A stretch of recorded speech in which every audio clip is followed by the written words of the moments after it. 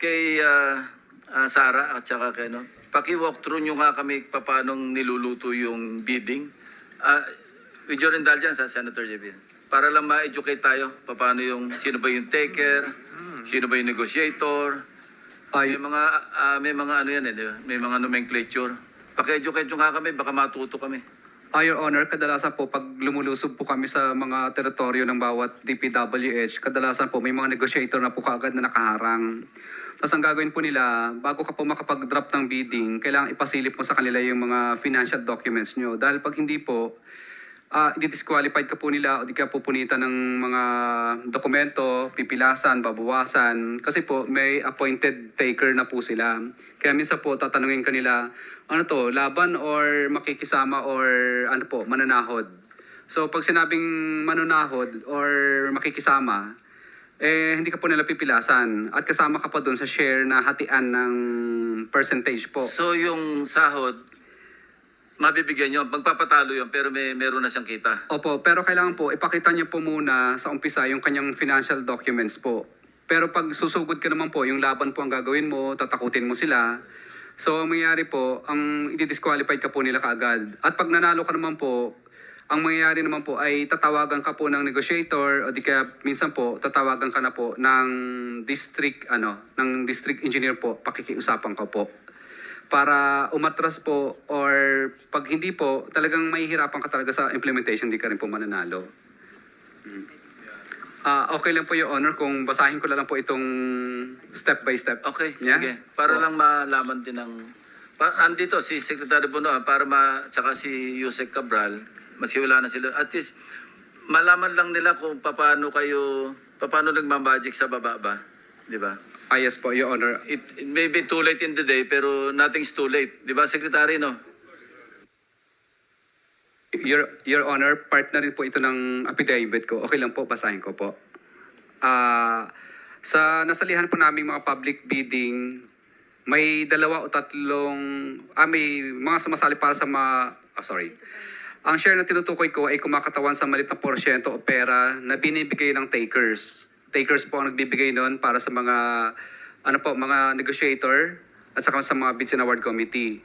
Ito ay kumakatawan sa bayad para sa pagsali at pagpapatalo ng ibang qualified na contractor sa mga bidding. Umaatras po yung mga bidders kasi po hindi naman talaga sila mananalo kahit anong gawin nila. Ginagawa ito upang magmukhang lehitimo ang nagiging proseso ng pagkuha ng project. Kung mapapansin ng mga mambabatas, makikita na halos dikit-dikit lamang ang presyo ng mga bid amount ng mga sumasali sa rig bidding at peking bidding na ito. Bago pa man magsimula ang dropping ng bids at opening na madalas ay naka-livestream sa YouTube at ay alam na ng mga contractors kung sino ang nakatagdang manalo. Kung biglang mag-dive o biglang pagbaba ng presyo sa kanilang bid na isinumite upang maging lowest calculated bid ay kadalasan dinidisqualify ito ng back gamit ang ilang proseso upang maibigay pa din sa taker ang project. Isa sa mga proseso ay ang pagpupunit sa dokumento o pagsulat sa mga pahina ng bidding documents upang madeklara itong non-compliant at tuluyan ng hindi makonsidera sa proyekto. Ilang beses naming sinubukan labanan ang prosesong ito sa pamamagitan ng pag-report at pagpapadyaryo sa mga tiwaling kawani ng gobyerno, ngunit hindi lahat ay nadadala dito. Mayroon akong mga naitagong newspaper clips na ako mismo ang nagkwento at naglahad ng mga kalokohang ginagawa ng DPWH, subalit hindi sila natitinag dito at patuloy pa din kaming dinidisqualify sa bidding. Naisip ko noon na kung magpapatuloy ang ganitong sistema ay hindi ako kailanman magkakaroon ng kahit anong proyekto dahil sa lantarang pandaraya na ginagawa ng mga kawani ng gobyerno. Ang taker ng proyekto naman ay ang mga may-ari ng project. Sila ay mayroon ng mga nakausap sa loob na bids and award committee o ang mga BAC upang makasigurado na sa kanila mapupunta ang project. Maaring nabili na nila ang proyekto mula sa congressman at iniintay na lang na lumabas ang resulta ng bidding na isinasagawa. Sa madaling salita, nakaset na o nakaayos na sila ang mananalo at makakakuha ng mga proyekto. Ang taker ang siyang may-ari ng project. Yung sinasabi, nabanggit mo yung congressman, may personal knowledge ka rito na tungkol sa mga participation ng mga congressmen o mambabatas sa bidding pa lang? Kadalasan po, Your Honor, sinasabi po ng negotiator na kung sino yung nakakasakop na distrito. Okay. Sige, please proceed. Sa madaling salita, nakaset na at nakaayos na sila ang mananalo at makakakuha ng mga proyekto. Ang taker ang siyang may-ari ng project dahil nabili na nila ito sa mga may interest o may hawak sa mga lugar na kung saan gagawin ang mga proyekto. Sila din ang nagbibigay ng share sa mga contractor na nais sumali sa bidding. Sa ilang beses naming nakasali at nanalo ng bidding, ay ilang beses din kaming tinutulungan ng BAC upang ayusin ang aming mga papeles. Lalo na kung dapat ay ma-disqualify kami dahil sa pagkakamali sa aming mga dokumentong isinusumite. Nag-iiba-iba lamang kung sino ang taker, negotiator, royalty, backup, player, at iba pang terms na ginagamit sa bidding. Ang nananalo sa biddingan na ito ay ang mga may kapit sa mga matataas na opisyal. Ang negotiator naman ang nag-aayos sa mga gustong sumali sa araw mismo ng bidding. Sila ay kadalasang tao ng taker o di kaya ay membro ng BAC upang makasigurong kontrolado nila ang magiging flow ng bidding pati na din ang magiging resulta nito. Ang royalty naman ang mga taong nanghihiram ng lisensya. Sa kalakarang ito, ang totoong gumagawa ng proyekto ay ang mga contractor na walang sapat na kapasidad upang makasali sa public bidding. Nakadepende sa pag-uusap kung magkano ang royalty fee, pero kadalasan ay nasa 3 to 5%.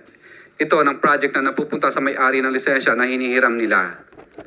Ang player naman ay sumasali lamang sa mga bidding. Sila ay qualified sa proyekto upang magbigay daan sa taker na nagpauna na or bumili ng project sa mga congressman. Kapalit nito ay tinatawag na share na agad-agarang nakukuha ng player upang magpatalo sa project at magmukhang lehitimo ang bidding o para magmukha siyang competitive bidding na naayon sa batas. Ang share ay kadalasang 1:1 or 1,000 per 1 million, depende sa naaprobahang budget ng kontrata. Ang obligasyon ay ang pera na binibigay ng mga contractor sa bawat kawani ng gobyerno at tao na involved sa proyekto. Ganito ang karamihan sa nagiging proseso na tinatawag nilang bidding sa DPWH, kung saan usually ay negotiated na or may nag-aayos na at may nakatalaga ng dapat makakuha ng proyekto. Sa umpisa pa lamang ay rig na ang bidding dahil hindi pa nagsisimula ang pinaka-bidding ay may nakabili na ng proyekto o may mga nakatakda ng manalo. Kadalasan, upang makakuha ng proyekto ang mga contractor ay nagbibigay ng mga advances sa mga politiko upang ma-reserve ang isang proyekto at siguradong sa kanila mapupunta dahil hawak ng mga politiko kadalasan ang mga tao sa Bids and Award Committee. Ito ang mga sinasabi nilang SOP. Sa araw ng bidding ay meron ding nag-aayos sa mga sasali na tinatawag na negotiator upang makontrol kung sino lamang ang bibili ng bidding documents at kung sino lang ang makakakuha at makakabili ng bidding documents, sila lang ang pinapayagang sumali sa public bidding. Nagawa-gawa lang para magmukhang lehitimo. Ang ibang qualified na contractor ay madalas na hindi na pinasasali at binibigyan ng tinatawag na share o porsyento. Ito ay nagagaling sa taker o ang nakatakdang manalo sa bidding para mai-award sa kanila ang project. Ang halaga ng isang share ay nakadepende sa presyo ng project na naaayon sa dokumentong galing sa DPWH. Ang halaga ng share na nakukuha ng mga contractors na sumasali ay pumapatak sa 1 to 3% base sa total na presyo ng proyekto. Ibig sabihin, Excuse me, sundan ko lang. Ilang 1 to 3% yon yung binibigyan ng share? kadalasan po kung ilan po yung sumali Hindi, sa... ilan yon? Karaniwan? Average? Number of participants sa bidding? Depende po sa dami ng sumali. Kapag masyado pong sumali... Pangkaraniwan yung, on the average, ilan yung sumasali? kadalasan po, pinipigil na lang sila na hanggang 10 lang dapat sumali So, instead na 10, 50. 53%. Hindi po. Bali, yung 3% po, hati-hati na lang po yung Hati-hati lahat na. ng contractor Okay, thank you. doon. Base sa total na presyo ng proyekto, ibig sabihin, dito pa lang ay may nababawasan na agad na pinaka-operational budget ng taker. Kung susubukan naman namin hindi sumali sa kanilang gustong gawin at susubukan namin na sumunod sa tamang proseso, ay pinapunitan nila ang aming mga dokumento pang bid para ma-disqualified o ma-classify bilang non-compliant kami agad. At hindi na ikinukonsidera ang mga dokumento para sa bidding process. Sa ganitong sitwasyon ay wala din kaming matatanggap na ganitong dahil hindi kami nakisama sa gustong mangyari ng mga taker o tinatawag din naming sunog o lugi. Kasi may bayad para makabili ng bidding docs. Ibig sabihin, talo na po yung pinambili po naming bid docs pag hindi kami nakisama. 50,000 po yun kadalasan. Ang patakaran lang ito ay kadalasan ay ginagamit nilang pananakos sa mga contractor dahil pag na-disqualify kami o maging non-compliant, may posibilidad na kami ay tamaan o mabigyan ng sanction ayon sa 3-strike policy upang ma-blacklist kami. So ibig po sabihin, sinasadya nilang ma-disqualify kami na 3 ulit para wag na kaming sumali ulit kasi mabablacklist na po kami. Anyway, meron kang document. Are you willing to sign that document na parang affidavit din at isabit mo sa komite? Yes po, Your Honor. Pero may The whole point is, parang sinasabi mo, the contractors are at the mercy of DPW officials who sometimes are at the mercy of politicians. Yes po, Your Honor. Long and short. Mahaba pa ba yan? Yes, Your Honor. Konti na lang po. Sige, Tapusin ko lang go po. ahead. Ang back ay involved sa ganitong sindikato simula pa lamang sa pagbili ng bidding documents hanggang sa matapos ang pag-evaluate ng bidding at may award ang proyekto.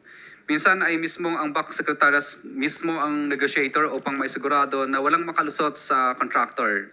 Nagiging mas madali ang pagkuha ng project dahil mas may tinatawag sila na padulas o ang perang kinukuha ng back mula sa contractor. Sa ganitong pamamaraan ay pinapadali din ng back ang pag-award at pag-ayos ng mga bidding requirements sa project. Ibig sabihin, kahit dapat wala silang pinapaboran ng mga bidders o contractors dahil may mga padulas, ay sila mismo ang tumutulong para mapabilis ang proseso. Kadalasan ay sila na ang nag-aayos at nagsasabit mismo ng bidding documents ng kumpanya upang mapabilis ang mga billing na naayon sa accomplishment ng project. Kung hindi ito gagawin, ay gigipitin nila ang mga contractor, pupunitan ng mga papel upang mahirapang ma-award ang project. Sa ngayon, patuloy pa din namin na inaayos ang mga listahan ng mga nakatransaction namin mula noong sumali kami sa bidding noong 2012. Base sa aking mga naging obserbasyon, nakadepende sa nakaupong presidente ang porsyento. Noong panahon po ni, okay lang po, Your Honor. Noong panahon po ni former President Pinoy ay umaabot po ng 10%. At sa panahon po naman po ni President Duterte po ay umaabot naman po ng 12 to 15%. Subalit ngayong panahon po ng mahal na presidente ay umaabot na sa 25 to 30% ang total ng porsyento ng proyekto ang hinihingi ng mga congressman gamit ang kanilang mga tao o tinatawag na bagman. At ito ang pinakamataas na hinihingi sa lahat ng mga contractor sa Pilipinas, sa aming mga contractor po. Kung hindi kami susunod sa ganitong gawain, ay bibigyan nila ng problema ang project namin gaya ng mutual termination at right-of-way problems. Minsan ay ginagamit nilang panakot ang blacklisting kung saan hindi na kami makakasali sa mga bidding sa loob ng 1 taon. Kaya madalas ay sumusunod na lang kami sa gusto nila. Ilan sa mga nakausap namin sa bawat distrito ay example lang po ito. Ay sa Quezon City, for example, si D. Eloida ay lagi akong tinatawagan pag lumalabang kami sa bidding na may taker sa mga projects nila. Kaya nakikisama na lang kami kasi pag hindi kami Teka muna, sabi mo example lang, hindi yan accurate? At totoo po ito. Ay, bakit example? Kasi po, ilan lang po ito sa mga babanggitin ko kasi masyado po mahaba. Nakikisama na lang kami kasi kapag hindi magagalit ang politiko na may hawak sa kanila at tatanggalin sila sa pwesto at ipapaba-blacklist daw kami sa pamamagitan ng 3-strike policy. Tinatanong ko kung sino politiko dyan, ngunit ayaw nila itong sabihin dahil sa kanilang posisyon bilang district engineer. Sila ang may control ayon sa kung sino ang congressman ng district na nakakasakop sa area ng projects na nilalabanan namin. Year 2022 onwards, Ang kalakaran po dito tuwing sumasali sa bidding, hinaharang kami agad ni Lynn, negotiator sa bidding. Kapag matigas ang ulo naming nagdadrop pa rin kami sa aming bids, kahit anong subok naming ayaw buksan ang financial bid na aming isinumite. Kapag nanalo sa bidding, matatanggal si D.E. Loida. Siya po mismo ang tumatawag sa akin para magpa-disqualify na lang kasi kapag hindi, gagawin di umano ng paraan upang madali o sa 3-strike policy. Para maiwasan naming ma-blacklist at magalit sa akin ang politiko na may-ari ng mga projects, tinatanong ko sino ang mga politiko ng district ng mga congressman na nagpapabidi sa DPW's Quezon First Deo. DPW's Quezon City First Deo. Sa DPW's Quezon City Second Deo naman, ganun din ang bidding dito sa panahon ni D.E. De Bonadera, year 2022 onwards, na sinundan naman ni D.E. Protesta, wala din masyadong bidding. Kasi kapag sumasali kami, disqualified agad at papakiusapan ka ng negotiator na umatras kasi may taker na rin mga politiko dito.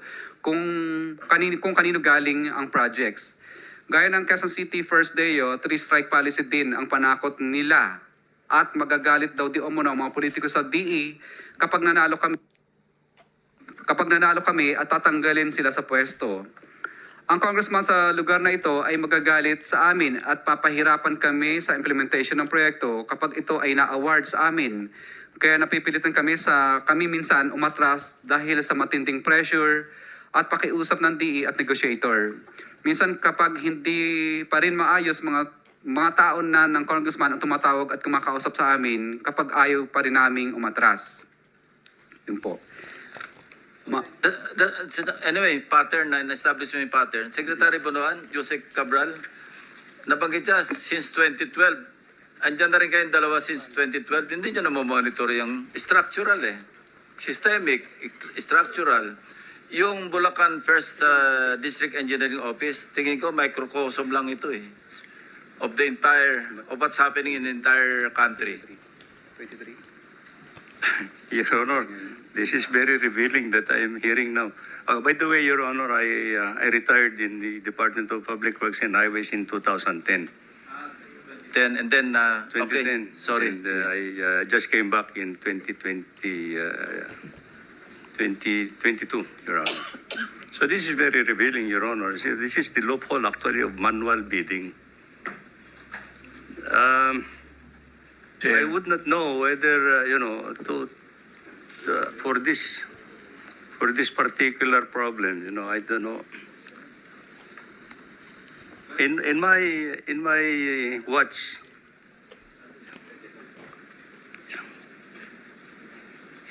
Your Honor, I recall that I've been signing blacklisting of contractors because of 3-strike policy. Because of these bidding procedures that has been narrated now, Your Honor. Sige. Siguro, Last point, ano? Yeah, to And then after wrap you, up na Senator siguro. Marcoleta. Mr. Chair, siguro bago tayo mag-move kay Senator Marcoleta, kanina, doon na sa ghost projects, no, inamin niyo naman kanina na meron. So, ibig sabihin nun, Engineer Bryce, Engineer JP, na dinoktor at pineke nyo ang mga dokumento para makasingil at para lang masabing may proyekto. On record lang. Di ba pag sinabing in-house na kayong gumawa, iniram nyo kay Ma'am Sally ng Sims, kay Wawaw, mga lisensya, ibig sabihin hindi talaga ginawa. Papeles lang yun. Tulad ng pinakita ni Senator Lacson, no? Yung kakabid pa lang, kaka-notice to proceed, meron na kaagad, kakabid, may notice kaagad. So, ibig sabihin, papel lang yun. Tama? Your Honor, meron po kasing instance na nangyayari sa amin na may tinatawag po na contractor's own risk. So, lumalabas parang hindi pa po lumalabas yung yung talagang notice to proceed niya, gumagawa na siya. Advance, ginagawa niya na. Parang ganun po, Your Honor. Parang alam niyang malaking kutob niyang makukuha niya dahil alam niyang paborito naman siya, ginagawa na kahit wala pang notice to proceed. Yes po, yun po ang bigay sa amin, yun po ang instruction sa amin ni Boss Henry, Your Honor. Pwede pong maggumamit nung ganong contractor. Hindi, pero yung ibang inamin nyo na merong ghost. Ibig sabihin, yung mga project na ito, wala talagang delivery. Walang ginawa. Papeles lang. Papel lang ang tumakbo. Di ba? Tama po, Your Honor. So, ibig sabihin nun, dinoktor at pineke nyo lang yung mga dokumento. Nung project engineer po gumagawa po nun, Your Honor, kami po pumipirma. Pero ibig sabihin nga, dinoktor nyo, pineke nyo yung mga dokumento para may i-forward, para makasigil kayo, makuha nyo yung SOP. Tama? Parang ganun po, Your Honor. So, Mr. Chair, hindi lang ang lisensya nyo, hindi lang engineer. Kasi nagdodoktor kayo ng dokumento, peke dokumento, arkitekto pa kayo na modus. Tatlo ang profession nyo. Yun na lang huli. Tapos, bago magawa yung si D. Alcantara tinanggi yung ghost projects. Pero, ngunit sabi niya, wala siyang problemang akuin niya yung ibang proyekto. Tama ba? Di ba yun yung sabi ni D. Alcantara? Hindi niya alam yung ghost projects. Akuin niya lahat. Kung umpisa pa lang dito, sa kanya na kagad Sabi niya, siya may kasalanan, negligent siya. In nga po, Your Honor, na sinasabi namin nun na bakit inamin naman na lahat ng boss ko, bakit yun hindi pa niya inaamin? Yung ghost. Opo, Your Honor. So, minimaintain mo rin ba yun? Minimaintain mo pa rin na alam ni Opo, Your Honor. ni boss mo na alam yung ghost. Opo, Your Honor. Si JP Mendoza, sige lang, bago tayo meron kasi akong info na nagkausap kayo na sinabi mo raw sa inyong boss na oo, akuin namin talagang hindi niya alam. Totoo ba hindi? Hindi po, Your Honor. Kumbaga, nung time po na nagpa-meeting po siya, binabanggit nga po niya na ako bali, sabi pa nga po, nung nakaraan pa rin kay Engineer Bryce, pumunta nga daw po kami dalawa kay Secretary Bunoan at doon nga daw po kami magsabi. Baka naman hindi kaya ginost nyo lang si Engineer Alcantara ng boss nyo, Engineer Hindi. JP, Engineer Hindi po, Your Honor. Bryce. Ghost project, baka ginost nyo lang hindi ba? Your Honor, hindi po talaga ako makakakilos at makakapag-desisyon ng hindi alam ng Lahat boss alam ko. niya. Opo, Pero Your kasi, Honor. Opo. base kanina sa testimonya ni JM Ramos, si engineer, doon sa nakita niya, talagang nagalit si engineer, si DE sa inyo. Kaya yun ang gusto natin malaman, kung sino talaga ang may kagagawan doon sa ghost. Yun nga po, Your Honor, ang pinagtataka ko rin kasi very timely kung kailan po siya lumipat kung kailan po siya na-promote at saka naman po nagka-problema tong ganito. Dati naman po, mula 2019, wala pong nagiging issue na ganyan. Yun lang po, Your Honor. That's all, Mr. Chair. Thank you.